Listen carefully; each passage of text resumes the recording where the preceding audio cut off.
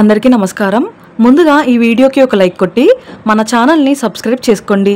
అత్యంత పవిత్రమైన ప్రదేశాలలో దేవాలయం ఒకటి। మనలో చాలా మంది దేవాలయానికి వెళ్తూ ఉంటారు। దేవాలయానికి వెళ్ళే ప్రతి ఒక్కరూ తప్పనిసరిగా కొన్ని నియమాలను తెలుసుకోవాలి, లేదంటే పుణ్యానికి బదులుగా నష్టాలే ఎక్కువగా ఏర్పడతాయి। కాబట్టి దేవాలయానికి వెళ్ళే ప్రతి భక్తులు ఎలాంటి పద్ధతులను పాటిస్తే దేవుని ఆశీర్వాదం సంపూర్ణంగా కలుగుతుందో ఈ వీడియోలో తెలుసుకుందాం। ముందుగా ఈ వీడియోకి ఒక లైక్ కొట్టి ప్రతి ఒక్కరూ జై శ్రీరామ్ అని కామెంట్ చేయండి। ఏ చిన్న కష్టం వచ్చినా సరే వెంటనే దేవాలయానికి వెళ్తాము। అయితే మనలో చాలామంది ఎప్పుడు పడితే అప్పుడు దేవాలయానికి వెళ్తూ ఉంటారు। ఉదయం బ్రహ్మ ముహూర్తంలోనే దేవాలయానికి వెళ్ళాలి అంటే తెల్లవారుజామున 4 గంటల నుండి 6 గంటల సమయాన్ని అత్యంత పవిత్రమైన అమృత గడియలుగా భావిస్తారు। ఈ సమయంలో దైవశక్తులు ఎక్కువగా ఉంటాయి। దేవాలయం తలుపులు తెరిచి మొదటి పూజలు చేసే సమయం కాబట్టి తెల్లవారుజామునే దేవాలయానికి వెళ్ళి దేవునిని దర్శించుకుంటే చాలా శుభప్రదమని పండితులు వివరిస్తున్నారు।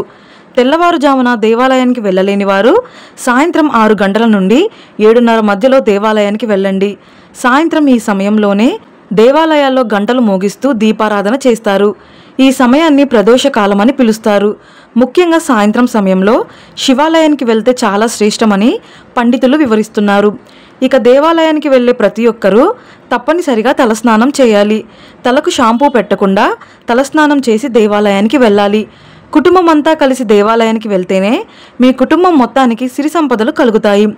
ముఖ్యంగా దేవాలయానికి వెళ్ళే దంపతులు ఖచ్చితంగా పట్టు వస్త్రాలను ధరించాలి। పట్టు వస్త్రాలు ధరించి దేవాలయానికి వెళ్తే సకల శుభాలు చేకూరుతాయి। ఇక దేవాలయానికి వెళ్ళే మహిళలు తప్పనిసరిగా నల్లపూసలు ధరించాలి।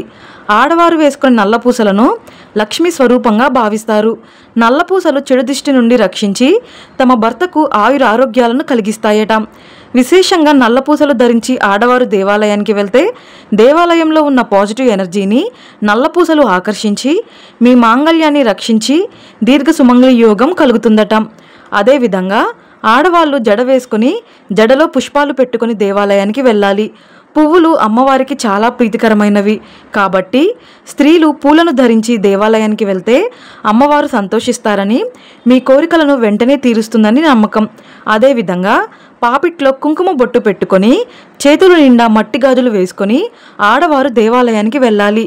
ఈ నియమాలన్నీ ఏ స్త్రీ అయితే పాటిస్తుందో ఆ కుటుంబం మొత్తానికి అదృష్టం ఐశ్వర్యం సిద్ధిస్తుంది। ఇక దేవాలయానికి వెళ్ళేవారు పొరపాటున కూడా తోలుతో తయారు చేసిన వస్తువులను తీసుకువెళ్ళకూడదు। అంటే తోలుతో చేసిన బెల్టులు అలాగే పర్సులను దేవాలయానికి తీసుకెళ్ళకూడదు। అలాగే కాళ్ళు చేతులు శుభ్రంగా కడుక్కొని దేవాలయంలోనికి అడుగుపెట్టాలి। మొట్టమొదటిగా ధ్వజస్తంభానికి నమస్కారం చేసి ప్రదక్షిణాలు చేయాలి। ధ్వజస్తంభం దగ్గర పసుపు కుంకుమలు వేసి ఒక చిన్న నెయ్యి దీపం వెలిగిస్తే కోరిన కోరికలన్నీ ఖచ్చితంగా నెరవేరుతాయి। అలాగే గుడి చుట్టూ ప్రదక్షిణాలు చేసి గర్భగుడిలోకి అడుగుపెట్టాలి। దేవాలయంలో ప్రదక్షిణాలు చేసేటప్పుడు గుడి వెనుక భాగాన్ని ముట్టుకోకూడదు। మీ మనసులో దైవ మంత్రాలను జపిస్తూ లేదా దేవుడిని తలుచుకుంటూ ప్రదక్షిణాలు చేయాలి। వెళ్ళిన ప్రతి దేవాలయంలో కనీసం 3 ప్రదక్షిణాలైనా ఖచ్చితంగా చేయాలి। అయితే ప్రతి ఒక్కరూ గుర్తుపెట్టుకోవాల్సిన విషయం ఏమిటంటే దేవాలయంలో ఉండే దేవుని విగ్రహాలను పొరపాటున కూడా ముట్టుకోకూడదు। దేవుని విగ్రహాన్ని ముట్టుకుంటే మంచిదని చాలామంది అనుకుంటారు, కానీ వేద మంత్రాలతో పవిత్రంగా ప్రతిష్ఠించిన దేవుని విగ్రహాలను మనం ముట్టుకుంటే ఆ విగ్రహాలు అపవిత్రం అవుతాయట। కాబట్టి ఇలాంటి తప్పులను ఎప్పటికీ చేయకండి। ఇక దేవాలయంలో దీపాలు వెలిగిస్తే చాలా మంచిది। ముఖ్యంగా దేవాలయంలో ఉన్న రావి చెట్టు కింద నువ్వుల నూనెతో దీపం వెలిగించి ప్రదక్షిణాలు చేస్తే జాతక దోషాలన్నీ తొలగిపోయి అష్టైశ్వర్యాలు కలిసొస్తాయి।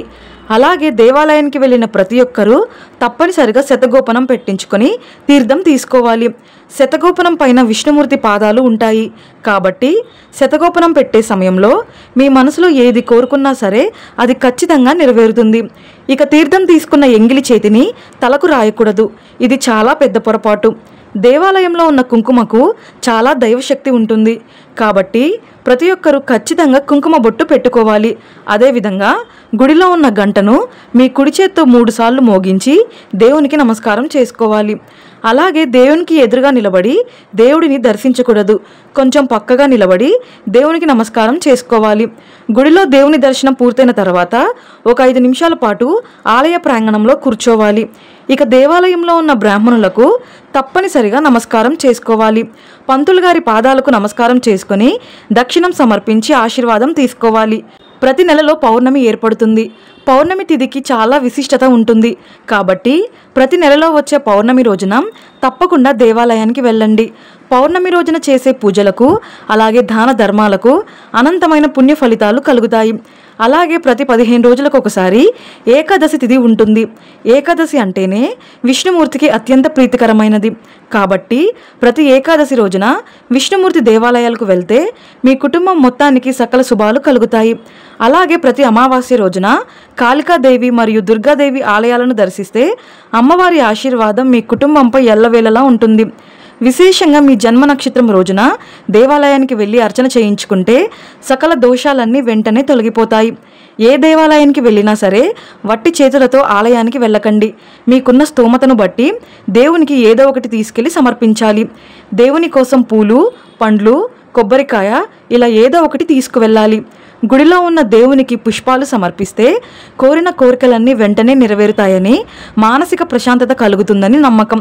అలాగే దేవునికి అరటి పండ్లను సమర్పిస్తే ఆయురారోగ్యాలు, సుఖ సంతోషాలు కలుగుతాయట. ఇక దేవునికి కొబ్బరికాయను సమర్పించడం ద్వారా మన కష్టాలన్నీ వెంటనే తీరిపోతాయని, అలాగే మీ పనుల్లో విజయాలు సాధిస్తారని నమ్మకం. మరీ ముఖ్యంగా అమ్మవారి దేవాలయానికి వెళ్ళేటప్పుడు అమ్మవారికి తప్పనిసరిగా పసుపు కుంకుమలు సమర్పించాలి. అమ్మవారికి పసుపు కుంకుమలు సమర్పించడం ద్వారా స్త్రీలకు దీర్ఘ సుమంగళి యోగం సిద్ధిస్తుంది. మీ ఆరోగ్య పరిస్థితి బాగుంటే దేవాలయంలో దర్శనం పూర్తయ్యే వరకు ఉపవాసం ఉంటే చాలా మంచిది. ఏ రంగు వస్త్రాలను ధరించి దేవాలయానికి వెళ్ళాలో ఇప్పుడు తెలుసుకుందాం.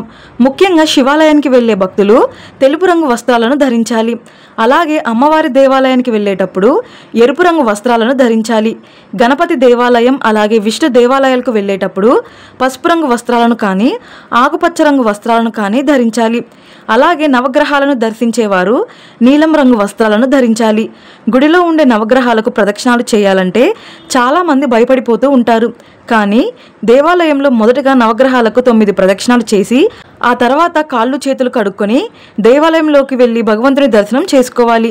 ఇలా చేయడం ద్వారా మీ జాతక దోషాలన్నీ తొలగిపోతాయని, అలాగే మీకున్న సమస్యలన్నీ వెంటనే తీరిపోతాయని నమ్మకం. అయితే ఎట్టి పరిస్థితుల్లోనూ నలుపు రంగు వస్త్రాలను ధరించి దేవాలయానికి వెళ్ళకూడదు. గుడిలో ఎవరైనా గొప్పవాళ్ళు కనిపిస్తే చాలామంది నమస్కారం చేస్తారు. కానీ జ్యోతిష్య శాస్త్రాల ప్రకారం దేవాలయంలో ఎంత గొప్పవారు కనిపించినా సరే వారికి నమస్కారం చేయకూడదు. ఇక గుడి నుండి ఇంటికి వచ్చాక వెంటనే కాళ్ళు కడుక్కోకూడదు. అలా చేస్తే దేవుడిని దర్శించుకున్న ఫలితం పోతుందట. కనీసం ఒక 5 నిమిషాలు ఇంట్లో కూర్చొని తర్వాత కాళ్ళు కడుక్కోవాలి. అలాగే గుడి నుండి ఇంటికి వచ్చాక వెంటనే స్నానం చేయకూడదు. ఒక 48 నిమిషాలు ఆగి ఆ తర్వాత స్నానం చేయాలి. దేవాలయంలో వీలైనంత ఎక్కువగా మౌనం పాటించాలి. గట్టిగా అరవడం, నవ్వడం వంటి పనులను అస్సలు చేయకూడదు. ఇలాంటి చిన్న చిన్న నియమాలను పాటిస్తే దేవుని ఆశీర్వాదాన్ని సులభంగా పొందవచ్చు. ఈ వీడియో మీకు నచ్చితే లైక్ చేసి సబ్స్క్రైబ్ చేసుకోండి. జై శ్రీరామ్.